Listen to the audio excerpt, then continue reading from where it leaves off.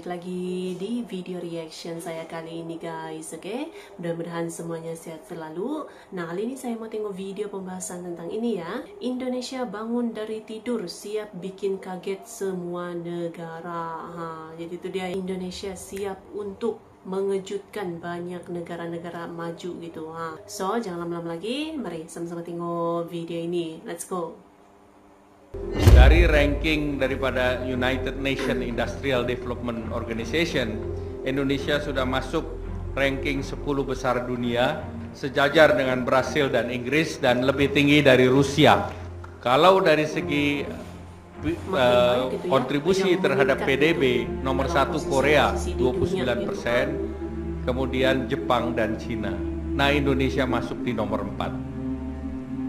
Jadi dengan demikian bahwa negara-negara lain itu kemampuan manufacturing value added, terutama negara ASEAN yang lain, adalah jauh di bawah kita.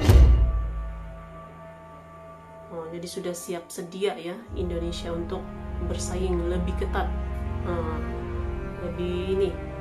Alhamdulillah Indonesia termasuk yang mampu bertahan sampai saat ini karena fondasi yang telah kita bangun. Fondasi yang telah kita bangun, yaitu infrastruktur untuk Indonesia maju. Dan strategi berikutnya adalah industrialisasi, hilirisasi. Yang sering saya sampaikan bahwa pentingnya industrialisasi, pentingnya hilirisasi. Jangan sampai kita sudah lebih dari 400 tahun sejak company, sejak VOC kita masih mengirim bahan-bahan mentah kita, mengekspor bahan-bahan mentah kita keluar. Sehingga kita tidak mendapatkan nilai tambah apa-apa. Tetapi pekerjaan besar kita bukan ada di situ. Setelah menguasai ini, pekerjaan besar ke depan yang ingin kita lakukan adalah bagaimana membangun sebuah sistem besar. Itu betul-betul semuanya bisa terintegrasi dan bisa memproduksi barang jadi maupun setengah jadi yang memberikan nilai tambah yang sebesar-besarnya, utamanya lapangan kerja bagi rakyat. Jadi beberapa industri yang dikembangkan dan sangat mampu untuk bersaing di kancah global maupun regional, itu industri-industri yang terkait dengan otomotif dan turunannya, industri yang terkait dengan elektronik dan turunannya, dan industri yang berkontribusi tinggi terhadap sektor industri, hampir 30% adalah industri makanan dan minuman. Jadi ini merupakan potensi-potensi industri yang dalam 5-10 tahun ke depan adalah penggerak ekonomi nasional, dan sektor ini pula lah yang diandalkan oleh negara-negara lain yang akan mampu menarik pertumbuhan ekonomi dunia. Karena inilah yang akan menjadi lompatan besar peradaban negara kita. Saya meyakini itu. Kita tidak boleh mundur, kita tidak boleh takut, karena kekayaan alam itu ada di Indonesia. Ini kedaulatan kita, dan kita ingin dinikmati oleh rakyat kita, dinikmati oleh masyarakat kita. Indonesia sedang serius berbenah. Langkah-langkah strategis telah dijalankan pemerintahan Presiden Republik Indonesia Joko Widodo. Hal ini semata-mata untuk menjadi lompatan besar peradaban negara Republik Indonesia. Namun, perjalanan panjang Indonesia untuk menjadi negara maju belumlah usai. Meski proyek hilirisasi mulai membuahkan hasil, masih banyak pekerjaan lain yang harus dilakukan.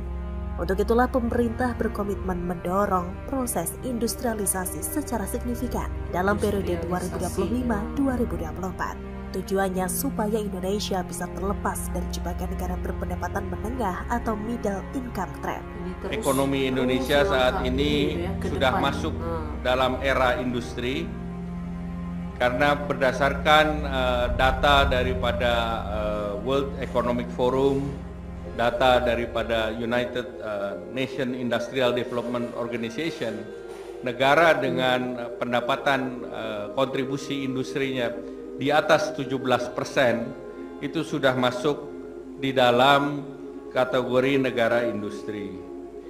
Nah, kalau kita lihat kontribusi industri di Indonesia adalah 20%, di mana kontribusi itu merupakan tertinggi dari seluruh sektor-sektor yang lain.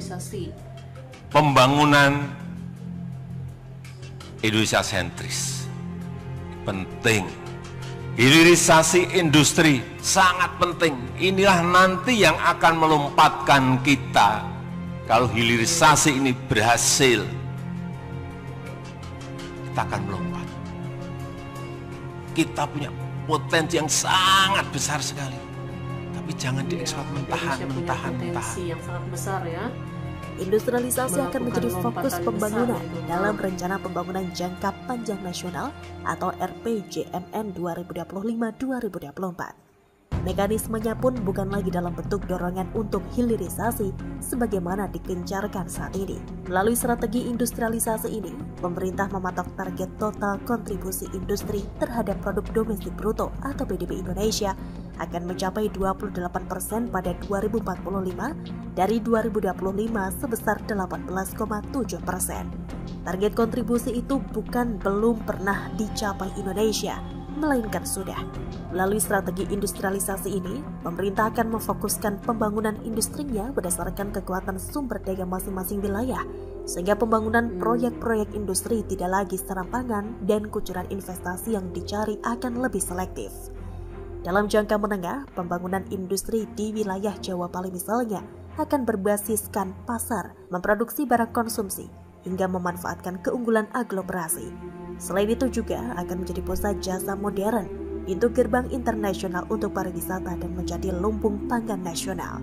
Adapun untuk wilayah Sumatera dan Kalimantan, industrialisasinya berbasis sumber daya alam dengan memanfaatkan keunggulan komoditas perkebunan dan pertambangan. Selain itu juga didesain sebagai lumbung energi dan pangan nasional, pengembangan pariwisata berbasis alam dan budaya. Terakhir untuk wilayah Nusa Tenggara, Maluku, dan Papua, industrialisasi akan berbasis sumber daya alam yang perlu mendekati bahan baku, khususnya untuk industri berbasis pertambangan. Selain itu, juga didorong untuk peningkatan produktivitas pertanian, perkebunan, peternakan, dan perikanan. Jadi, industrialisasi bukan lagi hanya soal hilirisasi tambang, sebab hilirisasi hanya salah satu tahapan industrialisasi. Akan tetapi konsep industrialisasi lebih besar dan lebih komprehensif untuk mewujudkan Indonesia Emas 2045.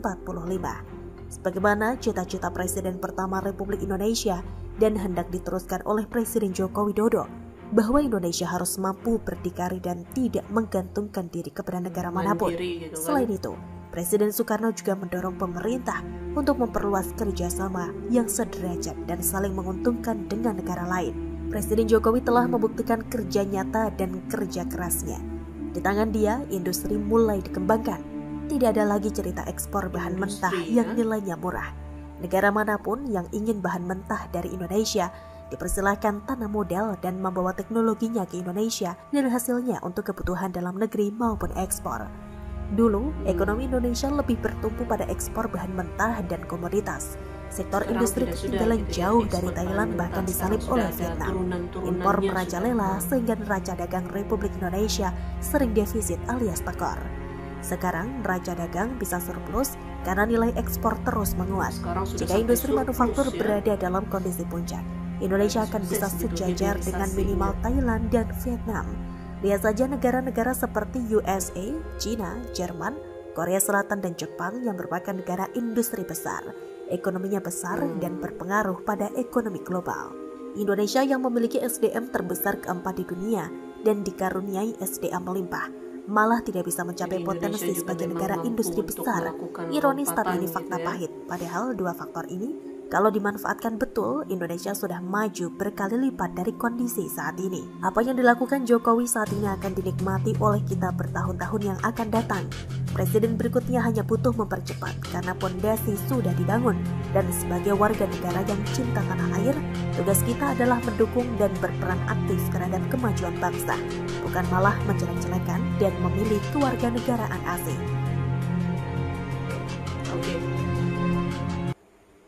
Oke guys, jadi itulah dia videonya ini.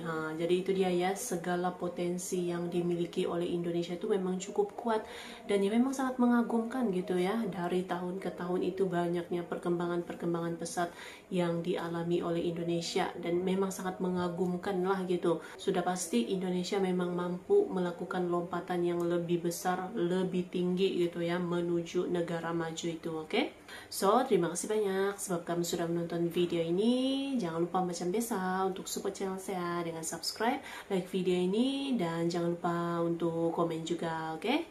Terima kasih banyak dan kita jumpa lagi di video seterusnya. Assalamualaikum.